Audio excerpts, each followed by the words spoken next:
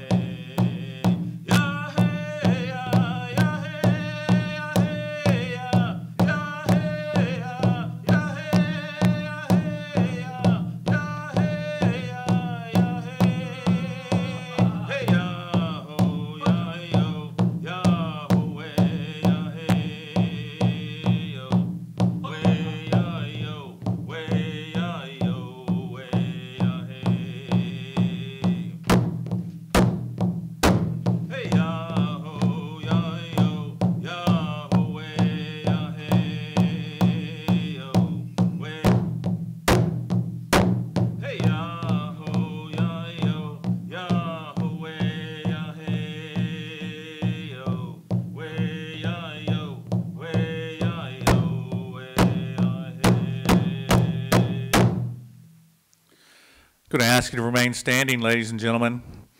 And at this time, we want to bring our good friend, our brother, the Reverend Will Hill, to offer up our invocation this morning for us. Mr. Hill.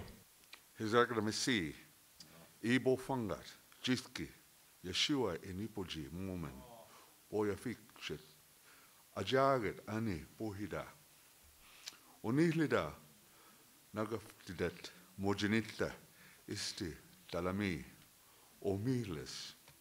Tim Tingle, Momen, Nak Joga, Ahijalgi, Tulsa Adedos, Heatlin Obonaedos, Hadam, Amaneges, Hyomin. Omalgit, Omiles, Madojagagit, His Agamnasi, in Hujifkudis, Yeshua HaMashiach. Amen.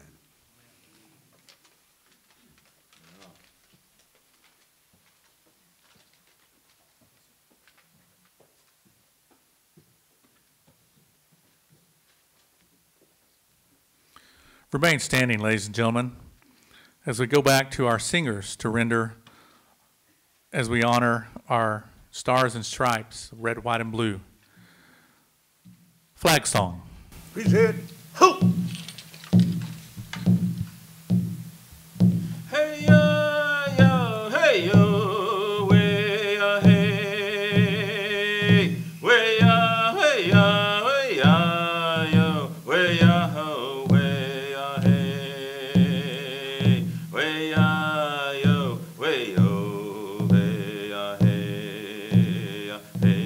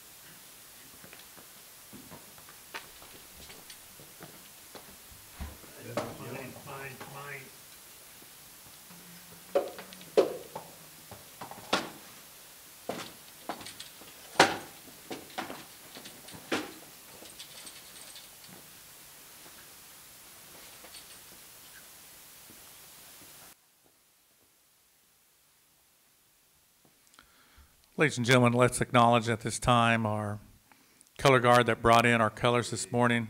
The Choctaw Nation Color Guard, ladies and gentlemen. Round of applause, please.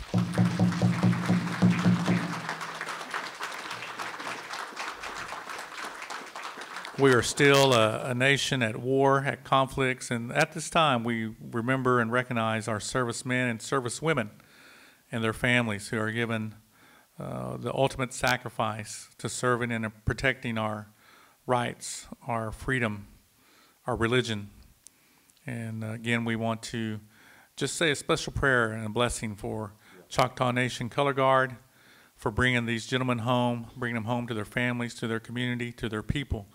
But again, let's remember those here in the States and serving near and far, because we have the opportunity to gather here this morning. It's because of our servicemen and servicewomen. So once again, ladies and gentlemen, a round of applause for Choctaw Nation Color Guard. Hoo-cha!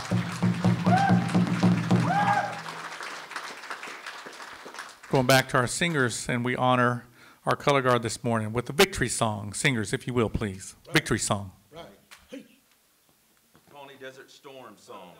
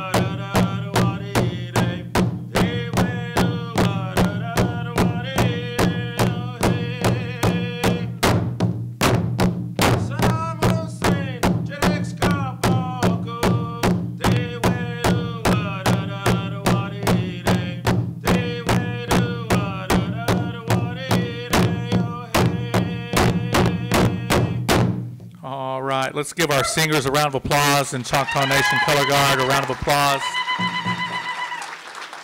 Ladies and gentlemen, before you sit, let's acknowledge our princesses as they joined our Color Guard as they entered the stage, and we're so glad to have them here with us this morning. Let me introduce the two of them. First, I want to recognize and have her come to the center stage, our beautiful Miss Indian, Oklahoma, Sydney Prince. Let's give Miss Prince a round of applause. And junior Miss Indian, Oklahoma, China Chupko. Miss Chupko, please.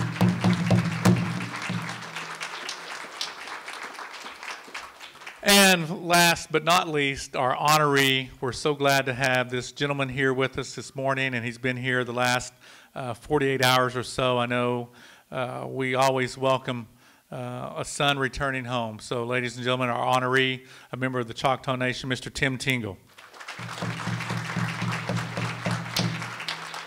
You may be seated.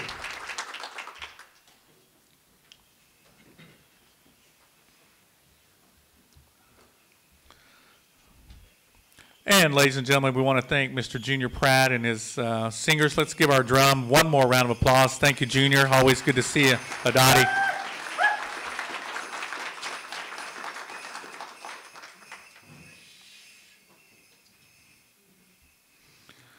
We're glad to have, again, I spoke briefly earlier about our partnership. Our American Indian Advisory Council has a unique and very special relationship with the Tulsa City County Library in the fact that the library supports our American Indian Resources Center. And they do a wonderful job throughout the year promoting literature, promoting our culture, promoting our language, promoting our songs and traditions. And we just are thankful to have Tulsa City County Library as a part of our extended family. And unfortunately, the CEO for the Tulsa City County Library, Ms. Kim Johnson, couldn't be here this morning due to a family emergency. Let's keep Ms. Johnson and her beautiful family, her husband Earl, and their children. Unfortunately, there was a death in the family that they experienced. So let's remember the Johnson family as we go throughout the day and throughout the weekend. But we're glad to have a member of our community. He's always been very supportive of the American Indian Resource Center. He's at our meetings. He's behind us 100%, and he supports this organization and supports this Festival of Words. So here in lieu of Ms. Johnson, let's welcome to the podium at this time to offer some words and some acknowledgments and give us maybe an update on what's happening with the Tulsa City County Library.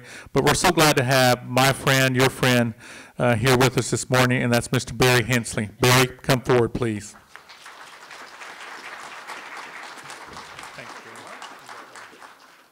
Thank you so much. Yes, please keep Kim in your thoughts and prayers. She's having a stressful day today. Thank you all so much for being here. This is always very exciting. I try and attend, and I sit in the back, and I kind of observe. So with Kim gone today, it looks like I'm front and center. So we certainly want to thank you for coming to the Hardesty Regional Library. I'm Barry Hensley. I'm the Northwest Regional Director for Tulsa City County Library. I'm in charge of the North and West branches of Tulsa County. So happy you're able to be here. At Connors Cove, our beautiful children's theater that we use for a variety of things, obviously not just children's events. And we're so excited to have the Festival of Words here, as we do every year. Every other year, the Tulsa City County Library's American Indian Resource Center and the Tulsa Library Trust come together to recognize an outstanding writer and recipient of our Festival of Words Writers Award. This year's winner, Mr. Tim Tingle, is no exception. He is a fantastic author and very deserving of such an honor. We are so proud to present this award today, and also proud of the great partnership between our libraries and our Native American community. If you have not had the chance to see the library's American Indian Resource Center yet, please stop by and visit it soon. It's at the Zara Regional Library, where until recently was the manager, Teresa is the assistant manager there. And the American Indian Resource Center moved there in 2013 when we evacuated the Central Library for the big renovation that we were doing at that time, and we have just let it stay at the Zara Regional Library. It's a perfect fit for it. It's down at 51st and Union, so please stop by if you can. This resource center is nationally recognized for its programs to preserve and promote appreciation of our state's American Indian heritage. We also are very proud of the center's coordinator, Teresa Runnels. Through her work at the center, Teresa has contributed greatly to the Tulsa area Indian community and helped tremendously in keeping native languages voiced.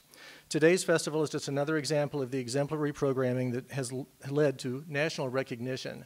Teresa is known nationally for her work with the AIRC, and I just want to say that she's been the assistant manager at Zero, as I said, for the last about 4 years, and I've worked with her in depth every day, and she is fantastic. I would like now to take a moment to acknowledge the sponsors who helped make the Festival of Words Writers Award possible through their generosity. They are the Tulsa Library Trust, the Maxine and Jack Zero Family Foundation, Dr. Frank and Mary Shaw, the Friends of the Helmrich Library, the Greater Tulsa Area Indian Affairs Commission, the Tulsa Indian Community Foundation, Tulsa City County's Libraries American Indian Resource Center, and the Tulsa City County Libraries Staff Association. Additional support was provided by the Mary Kay Chapman Foundation and the George Kaiser Family Foundation. Let's give them a round of applause, please.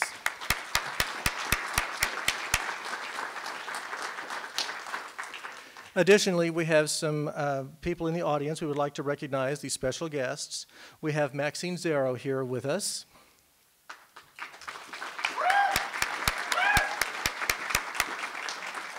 And Ken Airy sitting next to her. And I believe we have the second chief of the Creek Ceremonial Ground, Mr. Felix Brown, here as well, correct?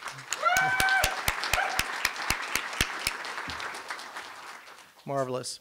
We strongly believe, the library believes, that libraries change lives. They certainly do. And one of the ways we do that is by recognizing and sharing the culture and history of American Indians and by providing a support system for them through our resource center. I want to personally thank you all again for being here today, for supporting our libraries, for supporting Mr. Tingle, and supporting our state's rich American Indian culture. I hope you'll stay and enjoy all the festivities we have planned for this very special day. Thank you.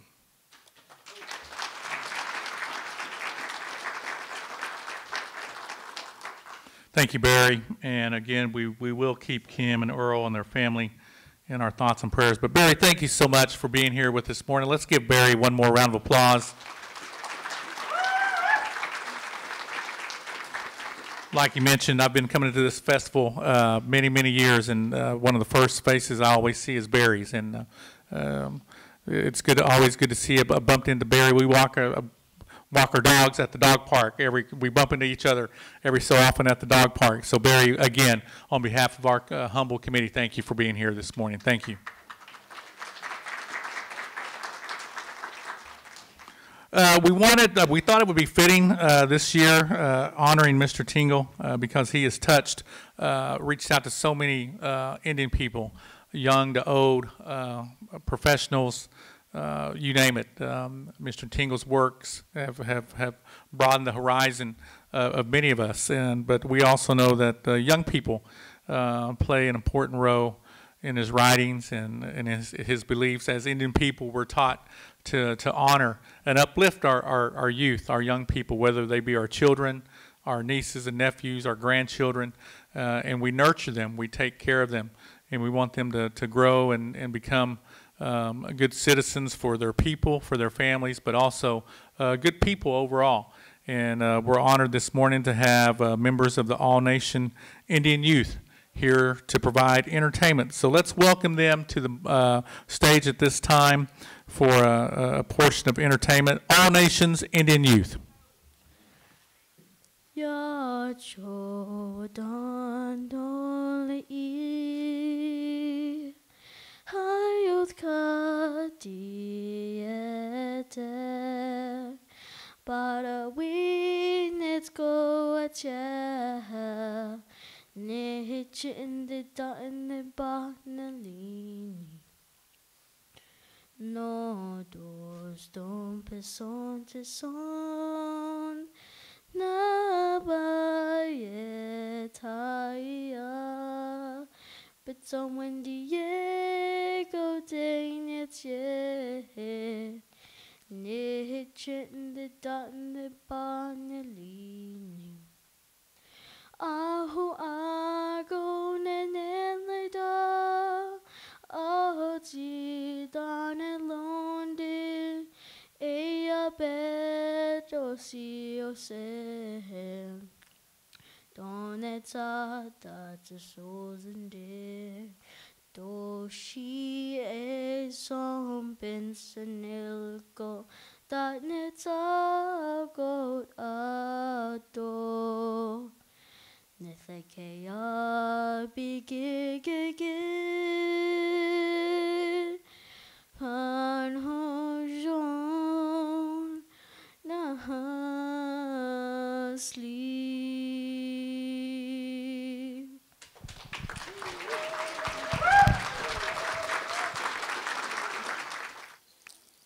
Welcome. We're glad to be here. We've been here before. We enjoy it each time.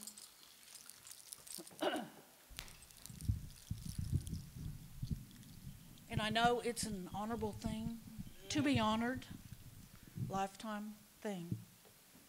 So we're happy to have that happen today. And we're glad everyone came. And we just want you to know that the language is very important to everyone, starting with children. And how I learned, really, I didn't go to school and I don't take classes. And I don't speak fluently. I mainly can understand, and I'm from the Cheyenne Nation and the Ponca Nation. I have children and grandchildren. And my name is Alice Whitecloud, and my Indian name is Watma'aha, that means white-voiced woman. Was named by my grandmother, which is a traditional thing. And I used to hear on both sides, imagine being two tribes, and then English. So I would hear the old folks talk over here, then I'd hear them talk over here, and kind of picked it up. And I want to say it's phraseology, because I learned phrases.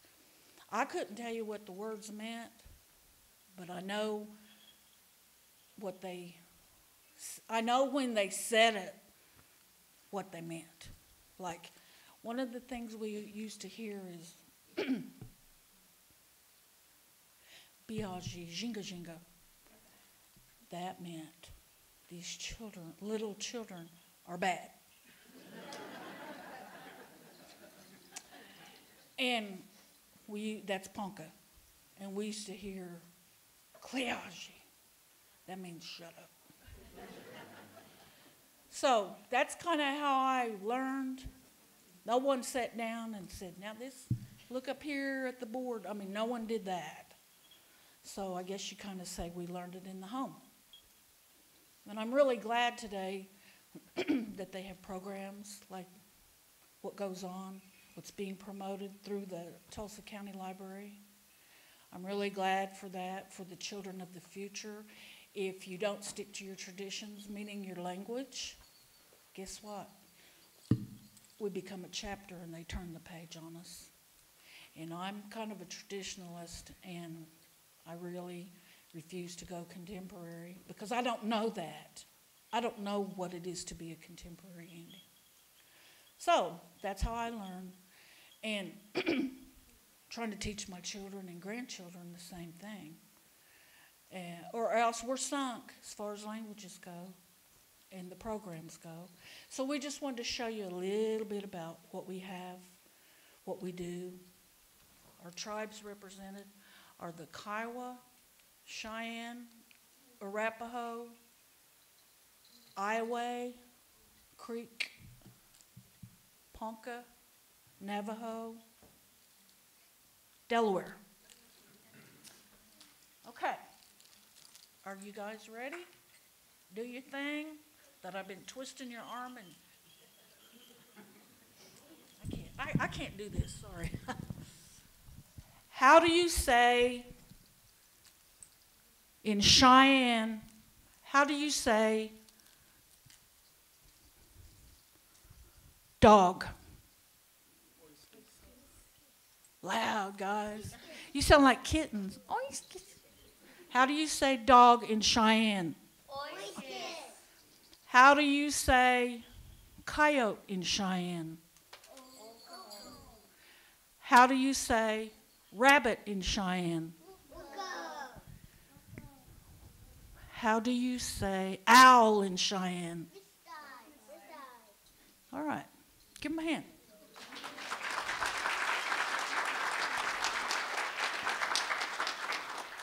In Ponca, how do you say dog? Shh. How do you say horse? How do you say coyote? How do you say rat? How do you say mouse? How do you say owl?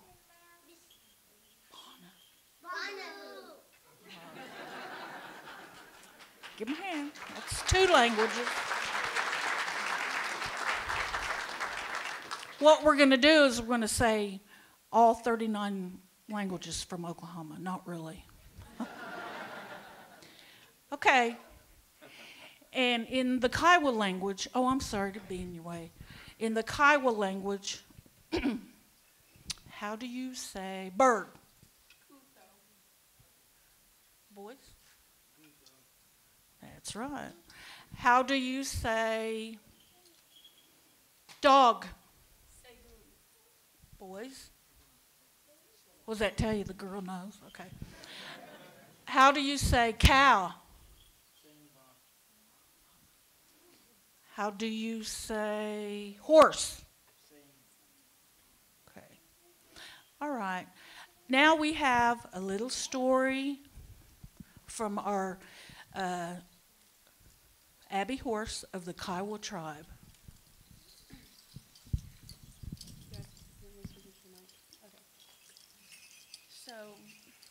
Hello? Okay. So long ago, there was a big Onhonde, which is bear in Kiowa. And this Onhonde would go and use his big long tail and go and scoop up fish. But in the Kiowa language, it's apiga. And he would go and he would scoop up all these apigas and he would throw them on the side of the river, and then he would, just be all lazy, and he would try to gather up as many apigas as he can. And then these clever uthos, which is bird in Kiowa, would come and take all of his fish, apigas, and they would eat them all up, and then, the winter was approaching fast. Well, I'm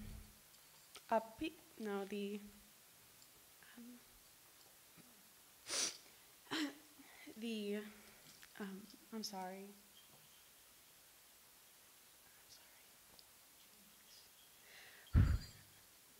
I'm sorry. The tail froze, ended up freezing in the water, and then, his tail ended up freezing in the water, so he was lazy and went to sleep, and then when he woke up, he saw that his tail was frozen, so he yanked and he pulled, and then when he finally got free, his tail was stuck in the river. So that's kind of the story of how the bear has a short tail.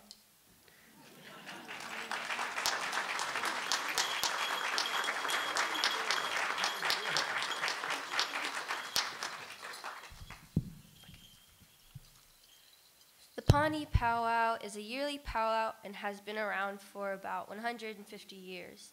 People come to socialize, to camp, to cook, to sing, and to dance. Every year, the Choctaw Wa'ul, the deer woman, comes around and watches everyone. So if you come around and go to the powwow, beware.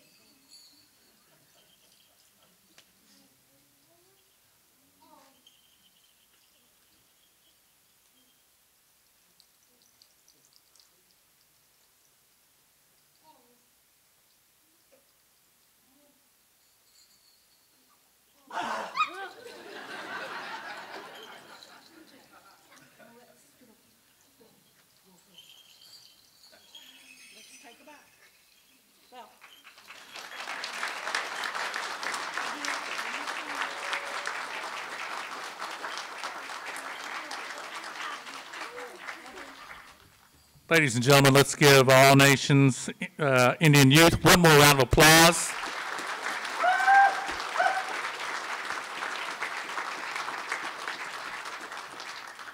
And let's give a round of applause to Miss Alice Whitecloud, their coordinator, leader. Thank you, Alice. Alice has devoted her life to working with our Indian youth and does a wonderful job. We've talked about this earlier, I think, with maybe Mr. Roberts, but our community is a small community, and it overlaps, and so many of us will, and Maddie, we all interact some way, somehow, whether it be professionally, personally, family. We all love being around our people, whether it be at powwows or sporting events or activities like this. But Alice is well known throughout our community here in Tulsa. So once again, a round of applause to All Nations Indian Youth and their coordinator, Miss Alice Whitecloud.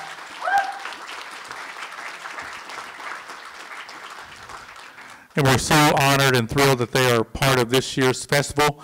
And I'm sure when we conclude, we'll kind of go over the activities and events that will take place at the conclusion of our program here inside Connors Co. But again, we're here to recognize and introduce our awardee. The inductee is a very talented individual. But a little bit about the prestige of the award and why we are gathered here this morning. This award was inaugurated in 2001. The American Indian Festival Awards Writers Award recognizes written contributions of outstanding American Indian authors, poets, journalists, film and stage screenwriters. It is the first and only award given by a public library to honor an American Indian writer. The award is given in odd number years, and the recipients receive a $5,000 cash prize, which is sponsored by the Maxine and Jack Zarro Family Foundation. Previous winners include Joseph Bruchak, Sterling Harjo, Leanne Howe, Carter Rivard, Leslie Marmon Silko, Vine DeLoria Jr., and Joy Harjo. So this is some very select company that our inductee will soon join. And again, let's for the Tulsa City County Library to have this award, and it be the only award on a national scale where they recognize an American Indian author, poet, writer, says a lot about who they are as an organization and their commitment to our Indian people. So let's give the Tulsa City County Library a round of applause, please, and also the Jack and Maxine Zarro family for sponsoring the cash prize. Ladies and gentlemen, it gives me great honor to introduce my good friend and colleague and brother. He's an Indian educator. He's an administrator. He's part of our Greater Tulsa Indian Affairs Commission. There's very few administrators across our Tulsa public, not only Tulsa public schools, but Oklahoma public schools that have ascended to the role of principal, vice principal, superintendent, and we're real proud of Matty, and he never has forgotten his roots, where he comes from, where he hails from. He always remembers his Indian people, and we're just proud of his work in the field of education. He supports our Indian students on a daily basis. He supports the Owasso Indian Education Program, and that's his program at his school, but Matty supports TPS Indian Ed, Sand Springs Indian Ed, Glenpool, the list goes on and on. At community events, you'll often see Matty and his dad in attendance, not because they have children there, but just because that's who they are as individuals. That's how he was raised and taught by his dad. So to introduce our honoree to all of us this morning, let's welcome to the podium and to the stage Mr. Matt Roberts. Mr. Roberts.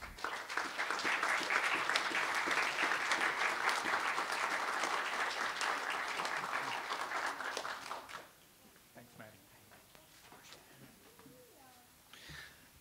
Good morning. Good morning. It is a special day for the Tulsa City County Libraries, a special day for the Tingle family Mr. Tingle individually, a special day for our Native nations, and it is an honor and privilege for me to stand here this morning and to be able to tell you a little bit about this year's recipient. And I was fortunate enough to get to spend several hours with him yesterday morning and afternoon, and so this is Mr. Tingle's time, and I just want to read you a little bit about this year's award recipient. Tim Tingle is a proud member of the Choctaw Nation and an award-winning author and storyteller. His great-great-grandfather, John Carnes, walked the Trail of Tears in 1835, and his paternal grandmother attended a series of rigorous Indian boarding schools in the early 1900s. In 1993, Tingle retraced the Trail of Tears to Choctaw homelands in Mississippi and began recording stories of tribal elders. Tingle was a featured author and speaker at the 2014 National Book Festival in Washington, D.C., based on critical acclaim for his book, How I Became a Ghost, which won the 2014 American Indian Youth Literature Award. The next book in the series, entitled When a Ghost Talks, Listen, will be released later this year on June 24th at the National Museum of the American Indian in Washington, D.C., and on June 26th at the American Library Association Conference in Orlando, Florida. His first children's book, Crossing Bochito, garnered over 20 state and national awards and was an editor's choice at the New York Times Book Review. In June of 2011, Tingle spoke at the Library of Congress and presented his first performance at the Kennedy Center in Washington, D.C. He received his master's degree in English literature from the University of Oklahoma in 2003 with a focus on American Indian studies. And we are in football country, and for those of you that are OU or Dallas Cowboy football fans, I just want to let you know as a side note, one of his English composition students during his time in Norman was none other than All-American free safety and All-Pro free safety Roy Williams. And so he does have some stories about Mr. Williams as well. While teaching writing courses and completing his thesis, Choctaw Oral Literature, Tingle wrote his first book, Walking the Choctaw Road. It was selected as the Book of the Year in both Oklahoma and Alaska. As a visiting author and performer, Tingle reaches audiences numbering over 200,000 annually, and he just added over 200 to that number yesterday at Owasso High School as he visited with students from our Native American Studies, history classes, journalism classes, and English classes. He has completed 8 speaking tours for the U.S. Department of Defense, performing stories to children of military personnel stationed in Germany. In February 2016, his novel House of the Purple Cedar won the American Indian Youth Literature Award. At this time, I would like to bring Mr. Mark Wilson back to the podium, Mr. Will Hill back to the podium as we prepare for the presentation of a blanket and the award for this year's 2017 Writer Award recipient, if they would come up to the podium.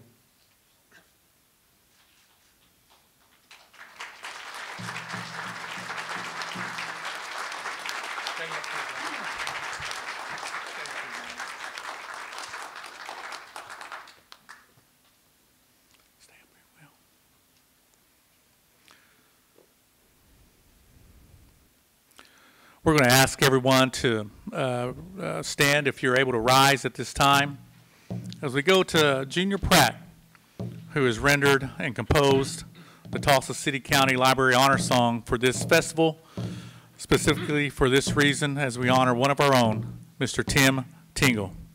Junior.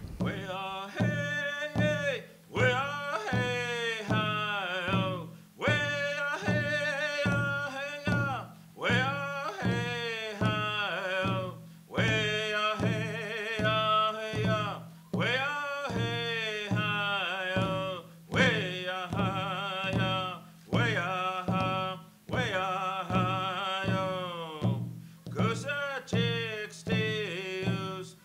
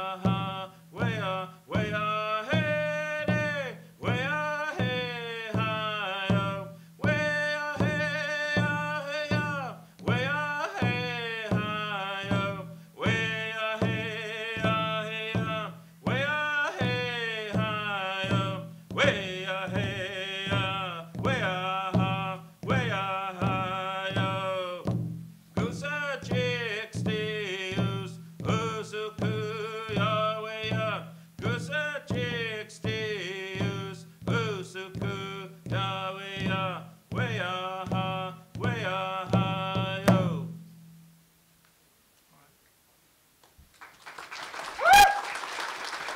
Thank you, Junior. Ladies and gentlemen, you may be seated. Induction. Thank you, Maddie.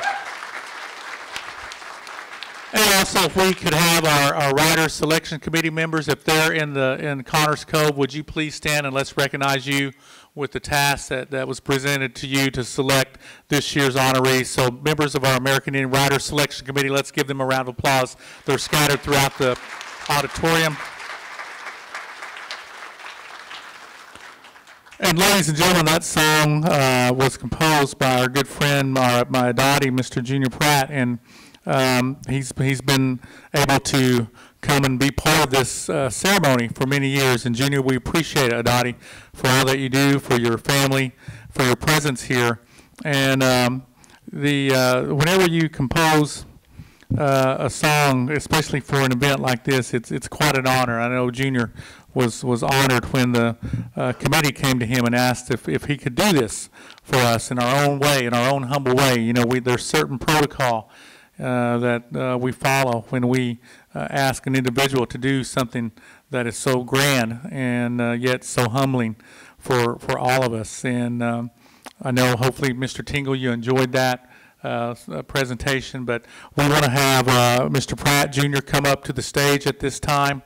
We want to recognize Junior in our way. Going to ask Teresa, will you join me on stage, as well as Will and Mr. Archie Mason? Would you please join me as well on stage here as let's give Junior and his singers a round of applause as they come forward. They told me to say a few words. I'm actually ordained Baptist minister also, so a few words means about half an hour. But I'm glad to be here each year. They ask me to come, and these are my sons, Adam and Andy. And Andy's just now learning to sit there, be still, and keep time. But that song, what it says is Kuski Usiku. He teaches what it meant is the turtle. The turtle has taught us education and wisdom is the way to our future. So that's what that song says. And so I just appreciate that. You always want to know what we say. So that's what that song says. And I too am honored to be here with all the ones that are honored each year. Thank you.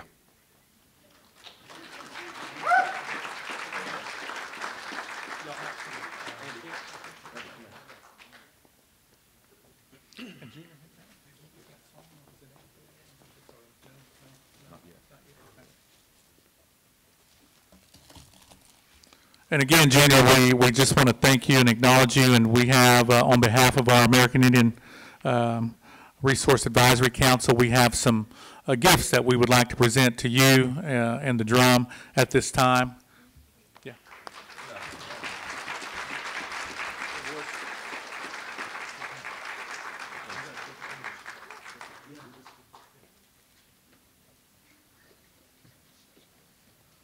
So beautiful Pendleton blanket, and Junior, they have want to present the drum some traditional tobacco and a gift card. So thank you. Let's give Junior and his singers, his boys, beautiful boys, and our committee a round of applause once again.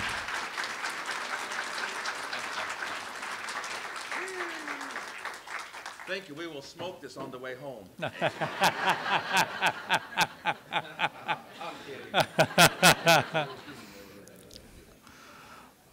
Junior will smoke that tobacco with all the windows rolled up with his little boys inside.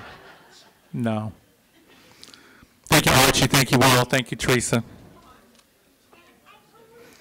And now, ladies and gentlemen, without further ado, what a beautiful ceremony, Mr. Tingle. They all are, but it's always nice to recognize. I keep saying one of our own. I applaud you. I've read your works. Many of us have.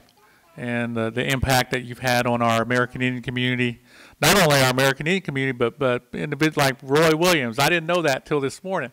So you're very beloved and very highly thought of in Norman, Oklahoma at the university, but also all across Indian country and across this great country of ours. And so without further ado, ladies and gentlemen, let's give a big American Indian Festival Awards Riders Award applause to Mr. Tim Tingle. Yako Ki. Yako Ki. Yako Ki. Thank you. Shilong bish holy tho pa ma ish mi thi pu la cha hata kil ba shapi ya ish bi yokapa Lasky.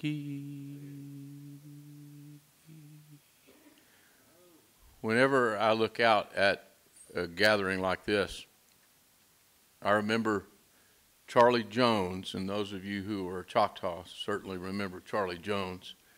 He was a mentor to me. He was our tribal storyteller for probably half a century.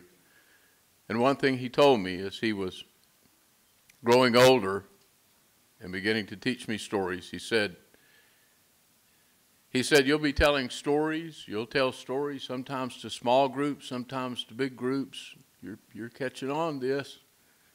And he said something I'll never forget, and I'm reminded of it today. He said, there'll come a time when everybody gonna clap, you looking for so far. When you get there, you're gonna be some empty seats. He said, but I want to tell you something. He said, those are the times to never forget, because none of them seats are empty. He said, they're filled with ancestors who have gone before. So when you look out at them seats, you see the people you know that are gone before, that are there to celebrate with you, and not just them, but the gone befores, the people that are sitting out in the audience too. They never leave us. They're always there.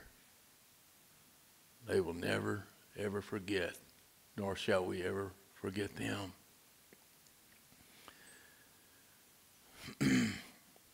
The last couple of days I've spent traveling around Owasso and different places around Tulsa and outside of Tulsa, and I asked Teresa Runnels, I asked her yesterday, I said, Teresa, explain to me what will go on. And she told me just a bit about it. And I said, well, please tell me how long I should speak. And she said, well, no more than 20 minutes, certainly. And I said, oh, okay. So when I talked to my son last night about that, as he came into the hotel, I said, Jacob, she wants to limit what I say to 20 minutes. And he said, Dad, she doesn't know you. I said, no, she's gotten to know me over the course of a few days. And he said, well, then you must have misheard. Surely she meant 20 hours.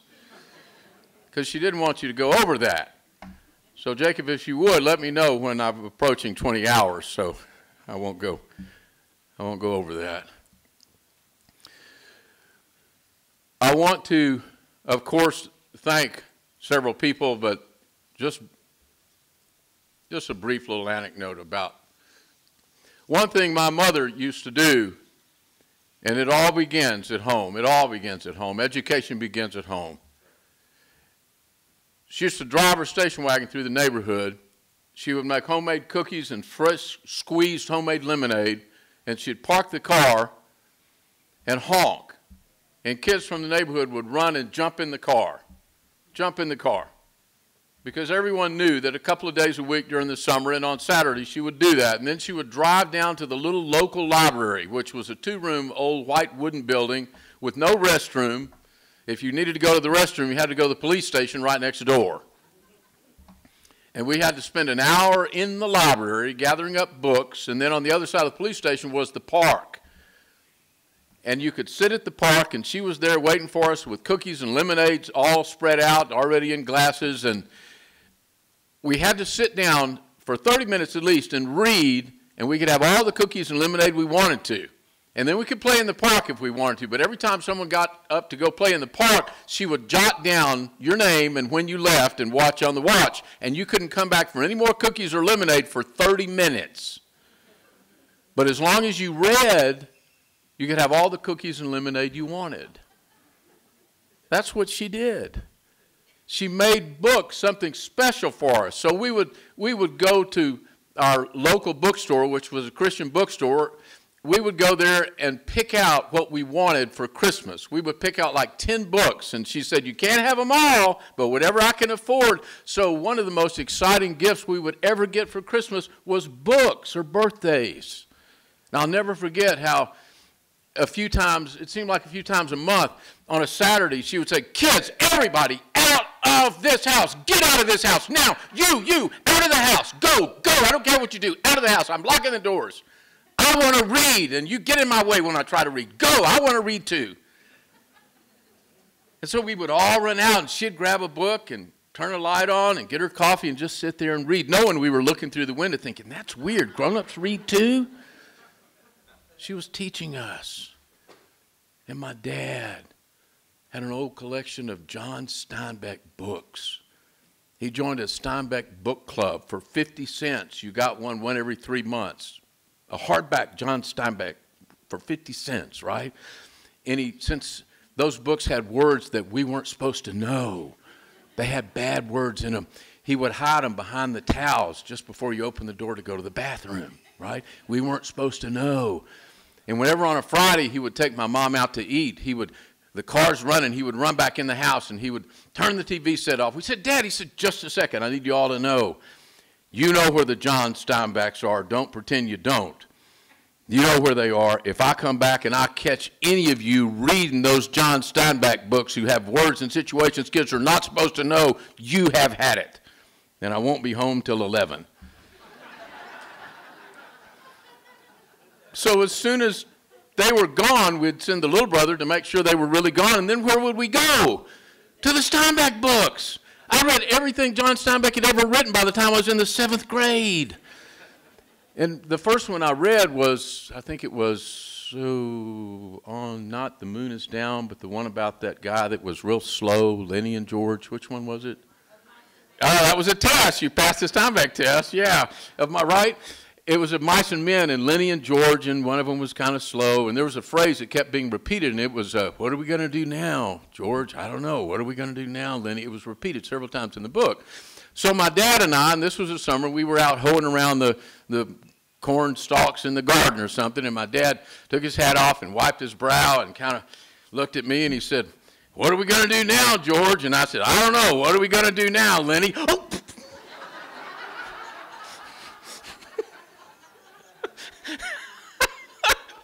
And he just kind of laughed and didn't say a word, and we went on hoeing. Oh, they did everything they could, until reading became such a part of our lives. And now when I go out to schools, I ask the kids, I say, when you travel out of town, maybe you're gone for 3 days, maybe a long weekend with your parents, if you're a reader, you always carry the book you're reading, and you always carry at least a couple of 2 or 3 more books. How come? And the readers always know, they say, because when you finish the book you're reading, you want to make sure you have another book to start. When you finish the book you're reading, you want to have another book there to start. I'm so proud and honored that the Choctaw Nation is buying literally thousands of books to give to early childhood, kindergarten, first graders, to encourage reading at such an early age. And I'm so happy that this library system is doing the same thing to encourage books and to make it part of a sacred ceremony. Dr. Gary Hobson, Dr. Hobson, University of Oklahoma. I was doing a storytelling performance in the summer in Norman, Oklahoma, several years ago. And I had a morning performance for kids and then an afternoon. And I had 4 hours in between, so I walked from the Norman Library all the way to campus, University of Oklahoma. I don't know why, it just gave me a place to go. And as I was walking, I happened to see the English building, Parlin Hall. And I thought, well, my first degree was in English. It was summertime. It was around noon. I thought, well, there won't be anybody in there, but who knows? So I opened the door, and all the names of the professors was listed there as I stepped inside. And I saw that there was a name, Dr. Gary Hobson, but Gary was spelled G-E-A-R-Y, a very unusual spelling. And I thought, Gary Hobson co-edited that book, This Remembered Earth, that I bought at San Francisco Airport. It was a first anthology of American Indian literature. It had 72 different Indian writers, every one of whom have, well, not every one, but all of the award recipients. All the other ones are in that book. And I thought, Gary Hobson. So I saw his room number, and I thought, well, what are the chances? No one else was in the whole building that I could see, so I walked down the hallway, and I kind of knocked on the door, and I got ready to go, and then I heard from inside, what do you want? And I said, I'm sorry, I was looking for Gary Hobson. I read a book that he, oh, what?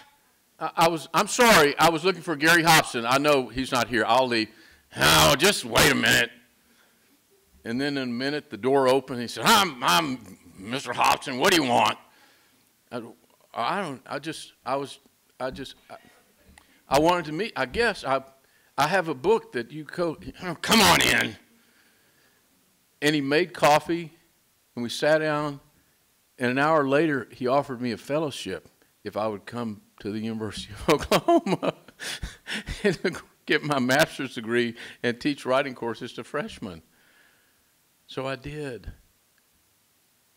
And it changed my life. It changed my life. I wrote Walking the Choctaw Road while I was working on my master's degree there. It changed my life. Teachers have that kind of impact because the work of teachers never just changes the lives that they touch. It changes the lives of the people they touch, and moving on and moving on and moving on. And it all begins with the Word. It all begins with the Word. Dr. Gary Hobson, Dr. Joe Moore. I found out after I went, we had a cancellation of a school. Teresa, wave your hand. Where are you, Teresa? This has been an incredible weekend. We had the cancellation of a school. So my first performance yesterday, my first storytelling, was at a senior citizen center, a care center. And she told me that you'll be the first author we've ever taken to a senior care center. Every day that I'm not off working, I spend 2 hours at a senior care center visiting my dear friend and co-author of 3 books, Dr. Joe Moore, who's tube-fed now and can't speak. And several times when she's called to visit with me, details about what we'll do, I'll tell her that I'm at a care center, so I can't talk long. I was so honored yesterday. It was so amazing to become the first author that had performed at a senior citizen center. And Teresa, was it fun or not? We had these old people doing rabbit ears, and we told them an old Choctaw rabbit story, and there was one lady that was sitting in a wheelchair, and she kept pointing at me and shaking and laughing so hard, she kept almost sliding out of the wheelchair, and the lady had to come drag her back in the wheelchair and tell her to stop laughing so hard. She said, I can't help it, he's funny. She just started hiding out of the wheelchair again. Oh, I wish I could carry her everywhere I went. She was hilarious. She was wonderful. And then to have the song sung with Turtle, and then to have the award that has Turtle on the award. No one knew it, but my Choctaw name is Luxio Chaco, Blue Turtle. It's a wonderful thing. So I want to say Yakoke. I want to say thank you. Thank you to my editors who have put up with so much. Thank you to my grandmother. Thank you to my brother who flipped over in a kayak and came up face down. Thank you to all the people I have so cared about and so written about and try to put into my books with another name or the same name. Like Isaac, who's 10 years old, survived the Trail of Tears, and I'll close with this one. It's a scene from How I Became a Ghost, and Isaac is leaning up against a tree, and it's frozen, and he's rocking back and forth, and the elders are singing Shalom B'Sholit Topama, Amazing Grace in Choctaw before they began the day's walk, and his father had mentioned to him, be sure to lift your feet, lift your feet. Sometimes they sing for long, lift your feet, and he didn't lift his feet, and his father should have told him why, because finally one day his The warmth of his feet melted the ice enough, and they froze in the ice. And when he tried to lift his feet to begin the day's walk, they were frozen in the ice, and he couldn't lift his feet. But when he tugged and finally pulled, he fell down, and the skin of the soles of his feet tore away. And as the snow fell and he began to walk, he turned around and he could see the bloody footprints he was leaving behind him. And it was painful, and it was scary. And he began to run, but the footprints were fast, and they stayed up with him, the bloody footprints. And finally he stumbled hard, but his father caught him. His father caught him before he hit the ground. And his father stood him up. And he said, "Now, take a deep breath." And he turned his face so he could see all the bloody footprints he had left behind in the white snow. And his father said, "Now, you see them now." And he gently turned his face to the beautiful path ahead of him with no bloody footprints. And he said, son, you cannot keep your eyes on the bloody footprints of the past. You must keep your eyes on where you are going." And that has helped so many thousands of Choctaws and so many thousands, hopefully, of others to maintain hope. Hope. We have all lived lives of trouble. It's in our books. It's the power of our books, the overcoming of it, the hope beyond the trouble. And let us all remember, we cannot keep our eyes on the bloody footprints of the past.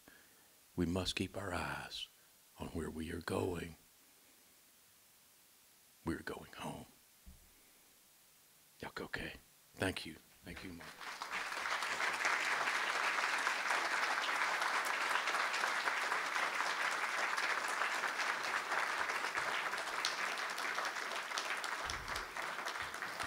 Well, ladies and gentlemen, Mr. Tim Tingle, one more time, please.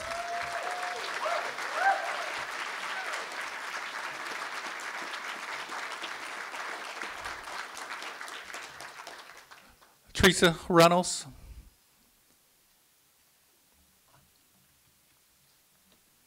And let's give Miss Reynolds a round of applause. She is the coordinator for our American Indian Resource Center, does a wonderful job behind the scenes.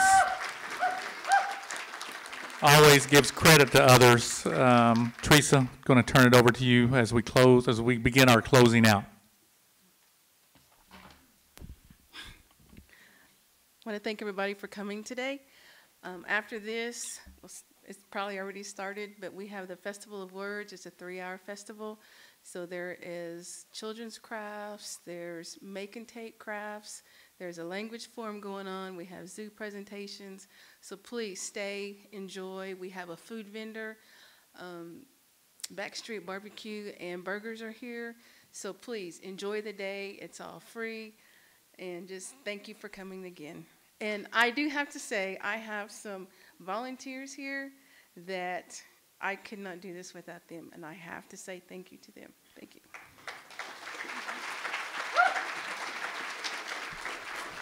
Thank you, Teresa. Ladies and gentlemen, we're going to ask you to rise, if you're able to rise, one more time. Again, as we go to our wonderful Choctaw Nation Color Guard. And again, ladies and gentlemen, we're here to celebrate and enjoy fellowship, the wonderful words of our honoree, Mr. Tingle. But let's remember Kim Johnson, the CEO of our Tulsa City County Library. And let's remember our Choctaw Nation Color Guard and their fellow servicemen and servicewomen, once again, who are protecting our nation's freedom, our liberty, and our rights. Choctaw Nation Color Guard.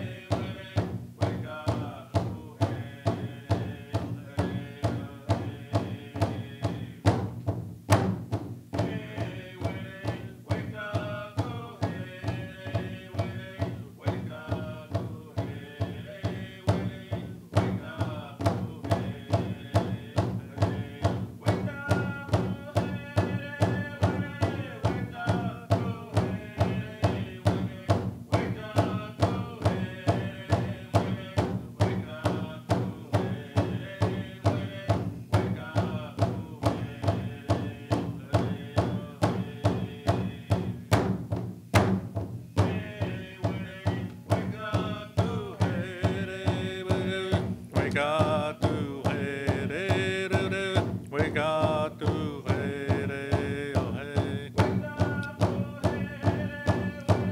Wake up to hey, day, wake up to hey, day, do, do. Wake up to hey, day, do, do. Wake up to hey, day, oh, hey. Hey, wake up to hey, wake up to hey, wake up to hey. All right, let's give one more round of applause to our Choctaw Nation Color Guard, to our singers, Mr. Junior Pratt. Ladies and gentlemen, you are dismissed to enjoy the rest of the day, enjoy the festival.